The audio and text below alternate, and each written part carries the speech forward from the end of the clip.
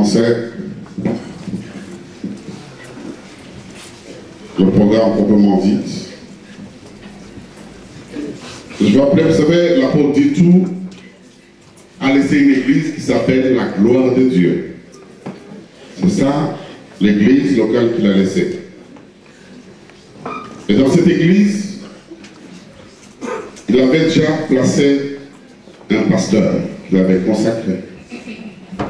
Et ce pasteur s'appelle le pasteur Jean-Marie. Je vais faire appel à ce pasteur, le pasteur Jean-Marie de venir et de dire un mot.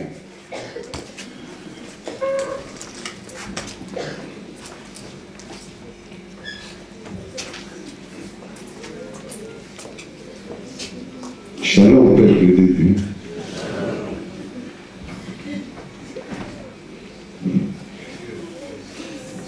L'émotion était de ma grande. C'est pas quoi dire.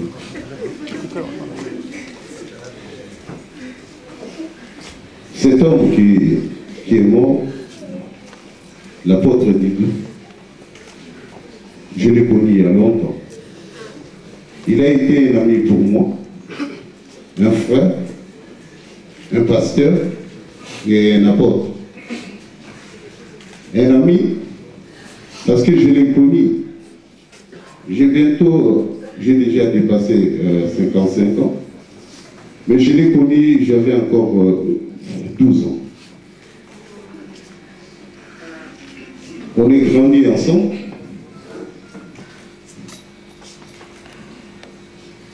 On est venu en Europe ensemble. On a tout fait, étant montés ensemble. De bêtises, parce qu'on voulait gagner notre vie autrement. Un jour, comme je n'étais pas droit et je ne marchais pas droit, moi j'avais eu des problèmes. J'étais incarcéré. Dès que je suis sorti de la prison, je l'ai trouvé prédicateur, converti. Ouais, merci. Mais il était déjà, parce que je l'ai trouvé prédicateur dans l'assemblée. Je l'ai rejoint. Peu de temps après, il est devenu pasteur. On a fait du chemin ensemble. Il y avait le bas, comme il y avait aussi le haut. C'est à ce côté que j'ai appris à servir l'Éternel. Je ne le dis pas parce qu'il est mort, mais je le dis parce qu'il est vrai. C'est un homme qui avait un grand cœur. Il a servi Dieu à sa façon, parce que il était un peu spécial son ministère, parce qu'il n'avait pas un père pour lui guider. Comme nous, on était venus directement du monde, cet homme nous a conduits avec son cœur, mais comme il était un être humain, il avait aussi des erreurs. Parce qu'il a appris à être pasteur en travaillant. Ce n'est pas comme, par exemple, moi. Je suis resté à l'église pendant 12 ans pour devenir pasteur. Mais lui, il n'avait pas eu cette chance, disons. C'est pour cela que je profite aussi, comme je suis là. Il y a certains qui étaient choqués parfois à sa façon de travailler ou à sa façon de dire ou d'agir.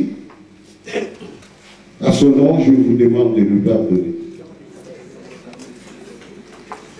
Alléluia. Parce que c'est la vie. Mais il y a une chose que je peux témoigner, vraiment, avec tout son cœur, avec toute sa force, il voulait aller en enfant en servant le Seigneur.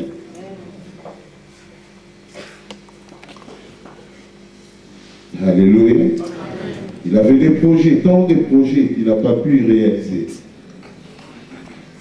Dieu seul le sait.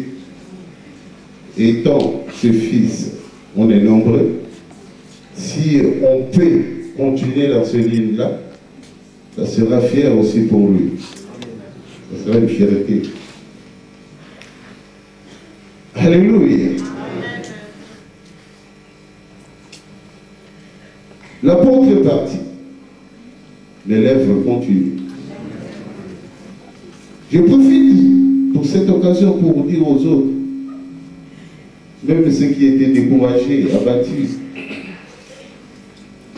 ceux qui ne venaient plus rester à la maison, venons ensemble, nous allons bâtir l'œuvre des éternes.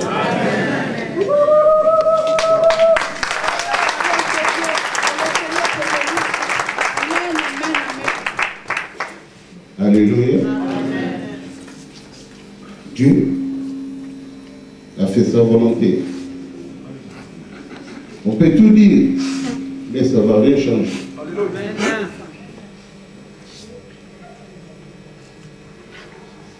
Je suis resté à côté de lui. Il y a des fois, il y a des sujets qu'on n'était pas d'accord. Mais c'est lui qui était la tête. On s'inclinait. On marchait selon sa vision.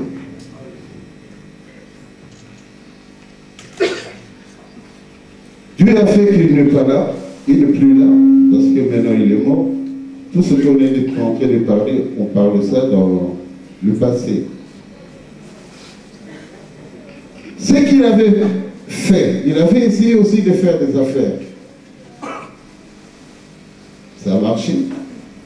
Comme là, de l'autre côté, là, ça n'a pas aussi marché. Je profite pour dire à tous ceux qui ont fait des affaires avec lui, et s'il y a quelque chose, par exemple, qu'il vous doit, après l'enterrement, vous pouvez venir voir la famille. Pour ne pas monopoliser la parole, au nom de l'Assemblée, la gloire de Dieu, au nom de la famille d'Idou, je vous remercie de votre présence. Je vous remercie de tout ce que vous avez pu faire pour honorer cet homme de Dieu. Que Dieu donne la force à la famille. Que Dieu nous donne la force. Enfin, parce que la vie continue. Gloire soit rendue à notre Dieu. Que son âme se repose en paix. Que Dieu vous bénisse.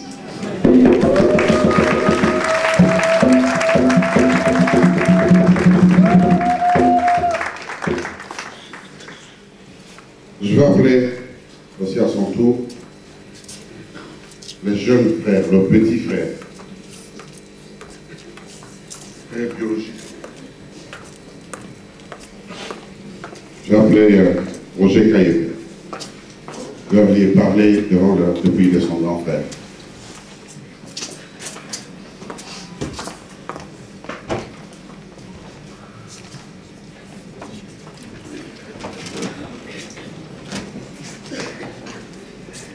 Alléluia.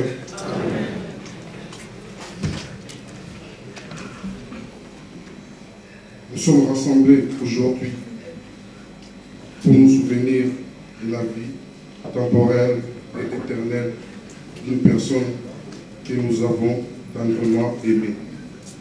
Hippolyte Kayembe a vécu dans notre cœur et il vivra pour toujours.